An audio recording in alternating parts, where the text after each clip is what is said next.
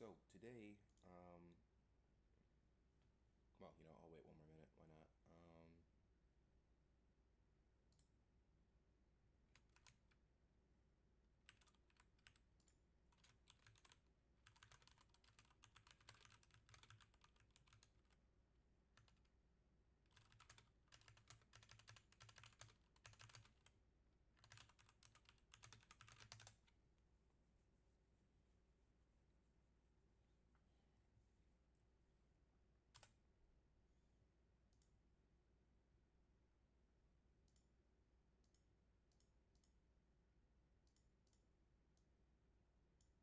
Okay.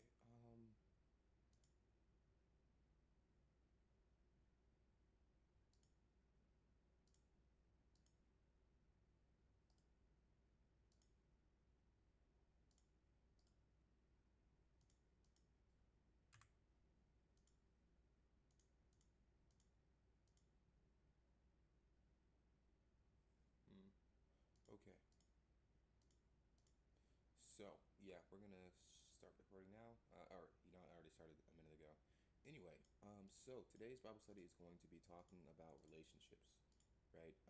So what do we know from relationships so far? And I'll actually share my screen here and make sure I'm sharing it because, last time I did a terrible job of that, and I want to apologize for that. So anyway, yeah, we're going to first talk about relationships. So, a lot of us have relationships, right? Whether it's with our parents, our, you know, friends, family, whatever the case may be, we all have relationships, right? It doesn't have to be a romantic relationship, it can purely be platonic, which, if you don't know what a platonic relationship is, it's simply when someone is just friends, right? Simple as that. Um, Now, we're going to talk about relationships and build up to a romantic relationship, of course. First, we're going to talk about your parents. All relationships start with love, and your parents will love you first because they have obviously consciousness before you first, but because they have you. The situation I'm talking about specifically obviously would be a situation where your parents are actually being parents. Not everyone who has a child is a parent. You can simply just be someone's father or mother, but you're not a parent, right? And what do I mean by that? I mean by the people who have tragically enough suffered from situations where their fathers and their mothers have abused them, have not been present, have just not been what parents are supposed to be, which is why I do not call them parents. I call them otherwise, right? A parent is someone who does as a parent will do. They will take care, they will provide, they will love their child, and they will raise them correctly. Anyone who doesn't do that is not a parent. They're just simply your father or mother. And just because you're a father or mother does not mean you're a parent. It just means you are simply the father to that child or the mother to that child, right? Which, tragic enough, I know that's usually the case.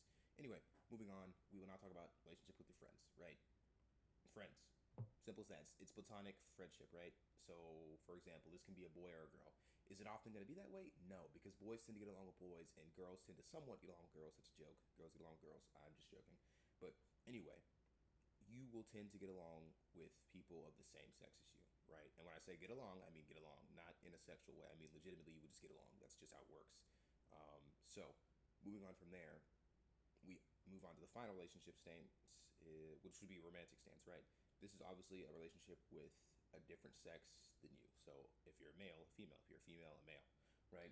And you'll notice that I didn't do what 50% of I want to say 75% of people do now. I'm not mentioning homosexual relationships, and there's a reason for that because that's not a relationship based on love, which is the whole point of this conversation, this Bible study. It's going to be talking about relationships based on love, right? So all the relationships I mentioned before have love in them, right? Now, is it to say there's not a love for someone, or at least an affection for someone in homosexuality? No, because everything starts off with a liking to someone. That you like what they do, you like how they act, right? Whatever the case may be.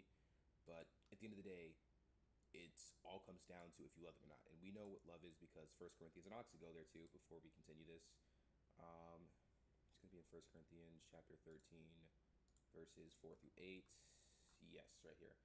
Okay, I don't know why I have it in the most ridiculously terrible highlighting font. I really don't.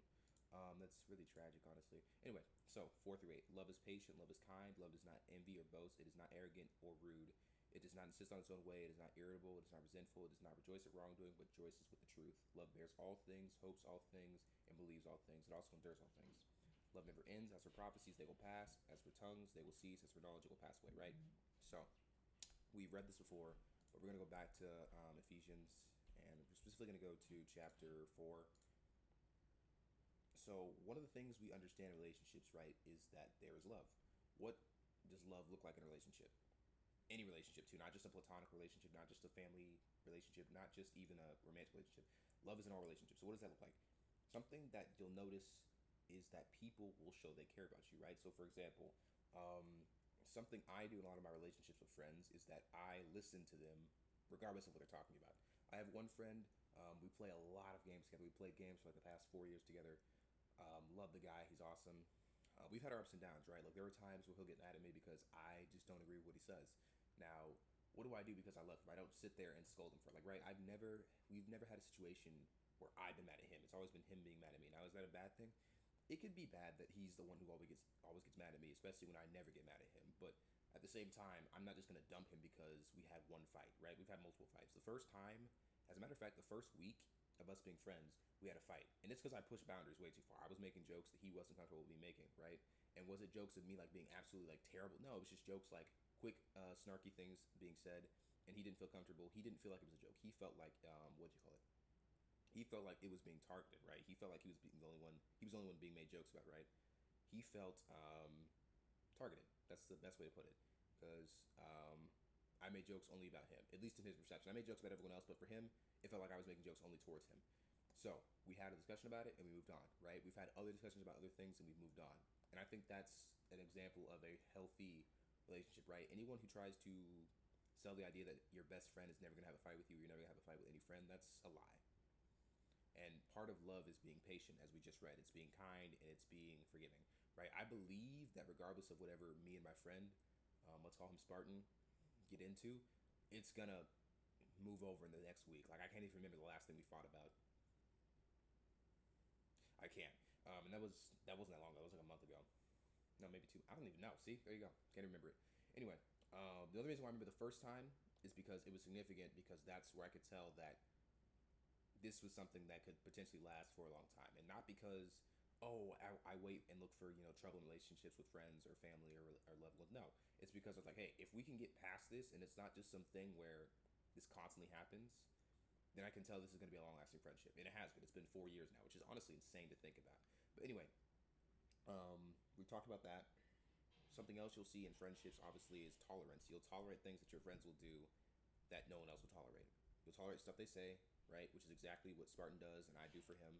He says stuff that he can't say around anyone else, and I say stuff that I won't say around anyone else. I can say that I won't in most situations, right? Because I understand, I have an awareness of my environment. I'll say that much. I can understand who to say stuff around and who not to say stuff around. That's not something everyone has. And I can tell you that because I've seen it. Something else that you will notice in friends, and I want to specify this: friends are not people who make you feel uncomfortable or people who make you second guess yourself 24/7. Those are acquaintances that you're close with. Those are acquaintances that you've grown in affection to. You'll know what a friend is because you'll be able to talk to your friend about stuff. They'll be able to ask you advice. You'll be able to ask them advice. They will not make you feel weird. They're not going to make you feel weird. And if you do feel weird, then maybe you need to check that relationship out. But most friends, and I won't even say most, all friends should make you feel weird. They should encourage you to do good things. They should encourage you to be better. They shouldn't bring you down to their level. They shouldn't make you do things that you wouldn't normally do. And what I mean by that is that they shouldn't make you do bad things you wouldn't normally do. Sometimes it's good that you're like, for example, I have one friend who's a little more new. I've only known him for about maybe a year.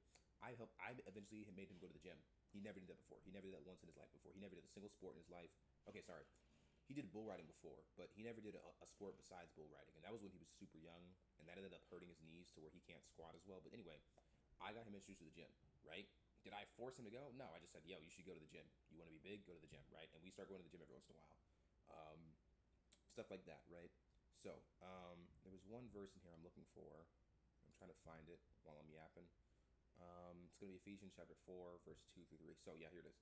So, with all humanity and gentleness, with patience, bearing with one another in love, eager to maintain the unity of the Spirit and the bond of peace. So, that might sound like gibberish to you, but in translation, maintaining a relationship, keeping trust, keeping peace, and being patient, right?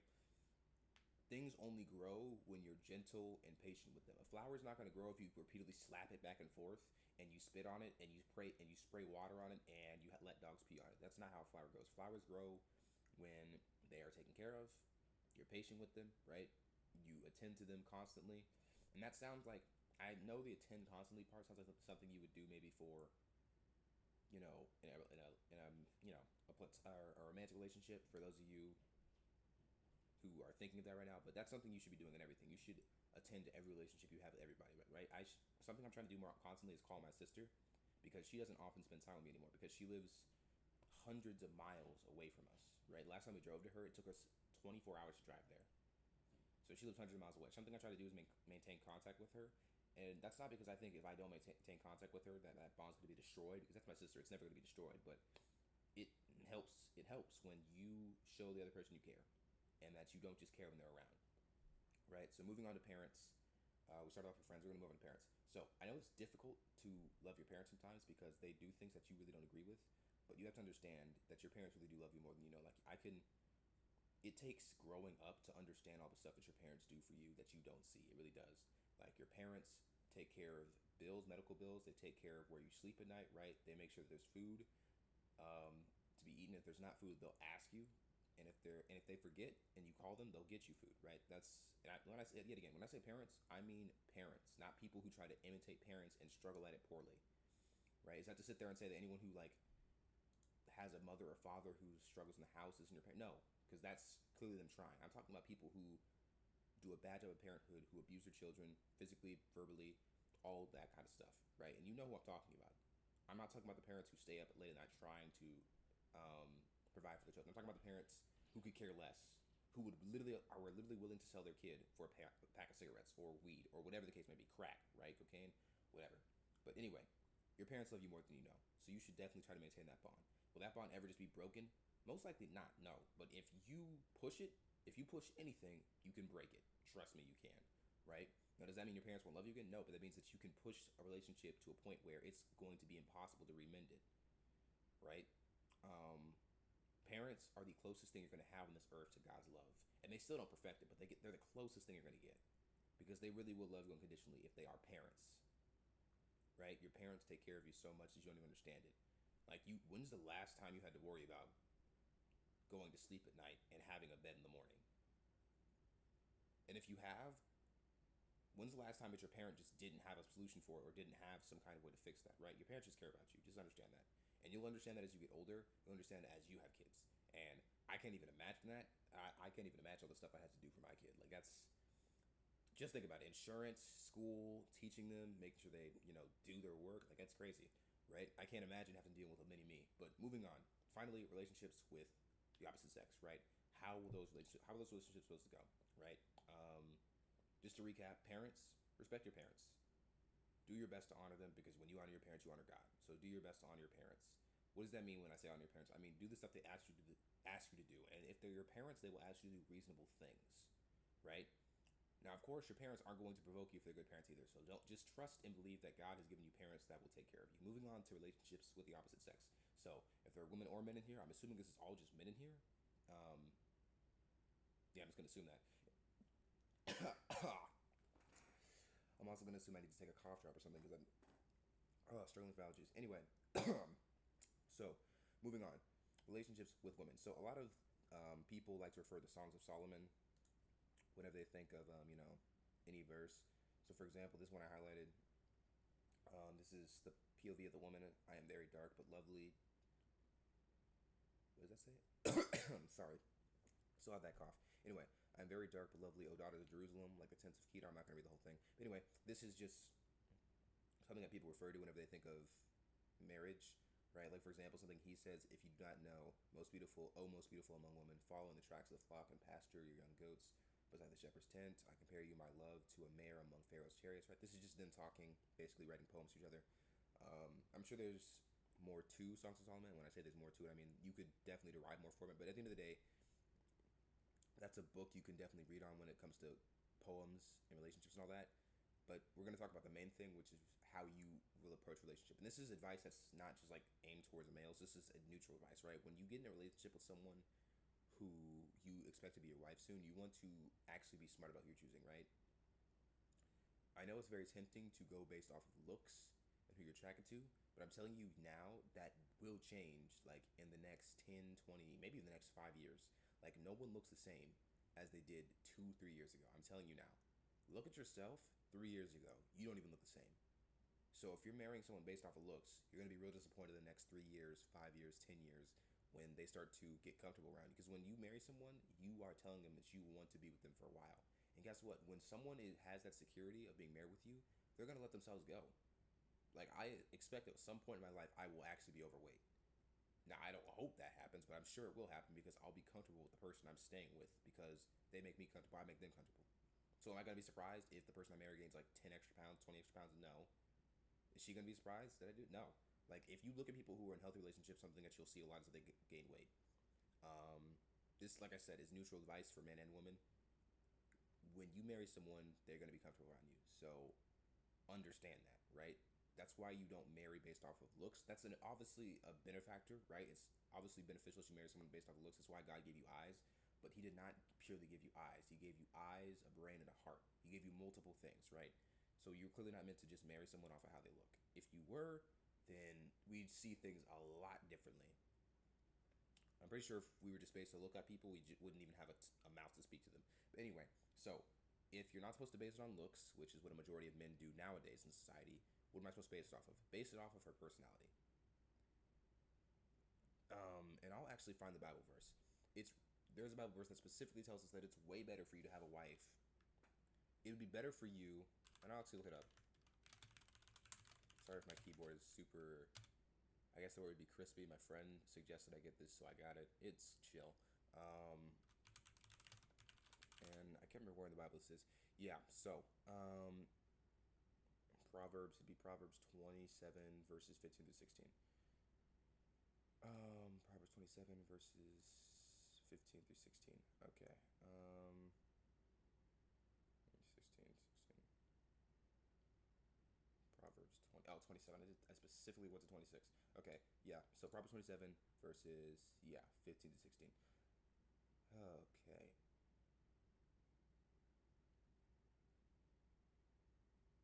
Yep. Okay. So, in Proverbs 21:19. So, take a man's garment which he has put on security for a stranger and hold up a pledge. Yeah, okay. A continual dripping on a rainy day and a quarrelsome wife are alike. So, a continual dripping on a rainy day. You can't see that, so I'm going to highlight that yellow. There we go. Anyway, a continual dripping on a rainy day and a quarrelsome wife are alike. So, what is a continual dripping on a rainy day, right? And what is a quarrelsome wife? Someone who is constantly arguing with you on everything you do. Someone who's always at a crossroads with you, right? Someone who's always just argumentative. Now, is that to sit there and say that a wife should never speak up? No, that's absolutely not. I think something that people mistake is that women should have no place in speaking, should be quiet and not speak. No, I absolutely think the opposite. I think the Bible encourages that women have their own ideas and express their opinions and express what they want to say. Now, obviously, history has taught us otherwise because men just haven't favored that. Now, what does that mean? Does that mean men were right? No, they were totally wrong, right? I just got through watching Mulan, right? And it's one of the few movies that I think Disney did correctly. But anyway, you can understand that back then people would favor women for their silence and their beauty. They wanted women to essentially just look pretty and sit like the saying just sit there and look pretty is essentially what people lived by back then, especially in places like China. Sit there and look pretty. That's all you had to do, right? And then you'd be married. Now, we are not in an era of 500, 400 years ago, so that's obviously a little bit different. But when you're in a relationship or you're looking for a relationship with a woman, don't just look at her for what she looks like. Look at her for how she acts. Look at her how smart she is. What does she aspire to do? Remember, this is your partner. This isn't just someone you're in a relationship. This is your partner for life. This is someone you are going to be sitting with through everything in your life for the rest of your life until you die or she dies, right? Or until you both die. So, biggest thing, this is for both people again too. When you look at someone that you want to be in a relationship with, and this goes for everybody too. This goes for friends, obviously excluding family because you're going to be with those people for your life anyway. But when it comes to friends and relationships you want to have with the opposite gender, look at that person and say, would I want to see this person in 20 years? Would I want to be with this person in 10 years? Right?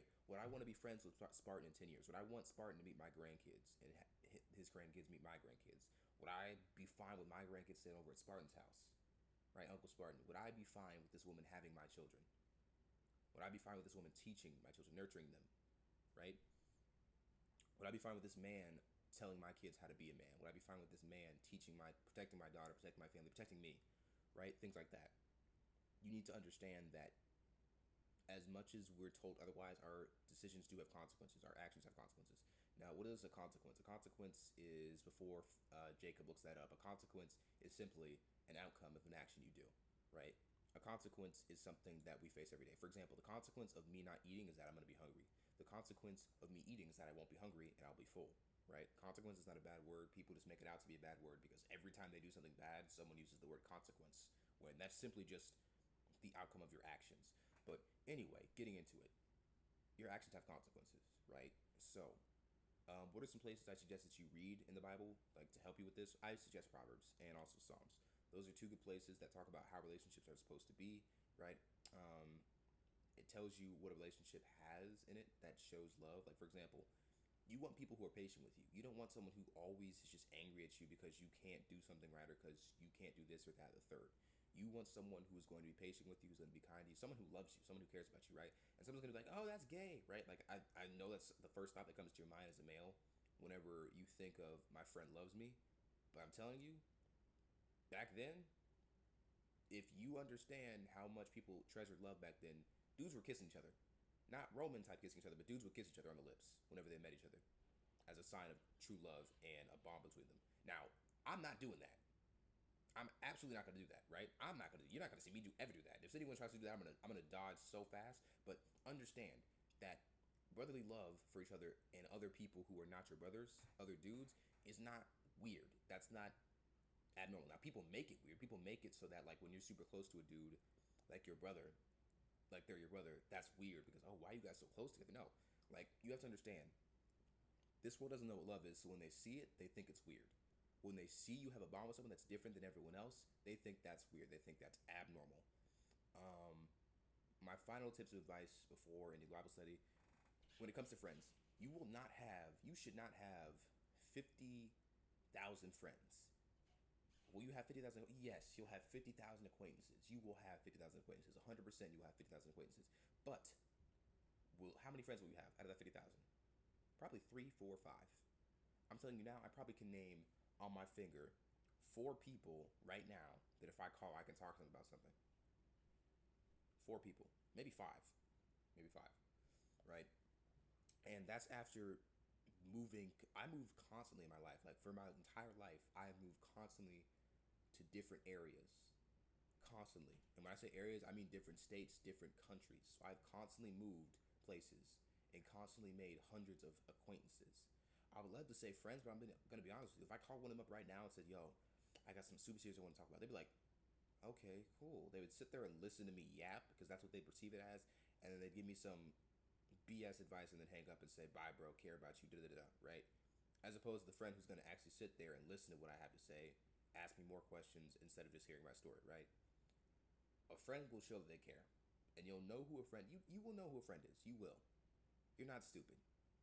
There's a line in a song that's very recent that most of you won't have heard, or at least don't care about, so I'm not going to say it. But, well, I will say it, but not in the same way he said it. You're not slow, so don't play slow. You're going to know who your friends are. You will, right? There's a line from, I'll say this line. Some of you might know this line. There's a game, I can't remember the game. I don't know why I can't remember this game's name right now. But anyway, there's a line that says this: "We know who our friends are, and you're not one of them," right? You know who your friends are. You know who's not one of you. You know who's ride or die, and you know who's just chilling for the ride because they like how you vibe. There's a difference between being affectionate for someone and then actually loving them. Simply put, affection, oh my gosh, I like this person so much, they make me feel so good about myself. Oh my gosh, I love this person, they're so awesome. Love this person. Care about this person so much, man. If anything happened to this person, I'd be devastated.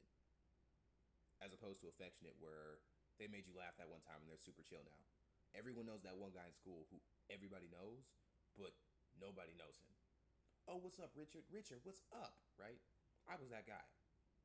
Now, was it chill? Yeah, it was chill because everyone knew me. Everyone knew my name. Everyone would say hi to me. I would have conversations with everybody. Right? Am I saying that I thought everyone was fake? No, but I'm just saying that there were very few of those people who actually knew me. Very few. Is that to say that everyone who, knew who I was like an enemy? No. The Bible tells us to be at peace with everybody. So that's what I did. I was at peace with everybody. I wasn't picking fights with people. Now, like I said, were all those people my friends? No. I'm sure if I would have done something. So, for example, I'll say this. If you were to be accused of something, how many of those people would defend you and say Psalm wouldn't do that? Jacob wouldn't do that? How many? I can promise you it's probably less than 10 because that's just how people are. But anyway, I'm done yapping. We'll end the Bible study here. It's been about 20, 25 minutes, maybe 30 minutes. But hopefully that was helpful for you guys. Like I said, if you want to look for places for wisdom on picking friends, I would really suggest Proverbs. Proverbs is the best one for that, but Psalm also has some advice there too. Um, so yeah, read Proverbs. That's a good book. One of the best books, honestly. A lot of good advice in Proverbs. So much good advice. But yeah, hopefully this was helpful for you guys. I'm gonna end the recording here, and I'm gonna honestly just end it here. If you guys have any questions, just DM me. I'll be fine to answer questions. Um, so yeah, God bless, guys. Have a good day, and choose your friends wisely.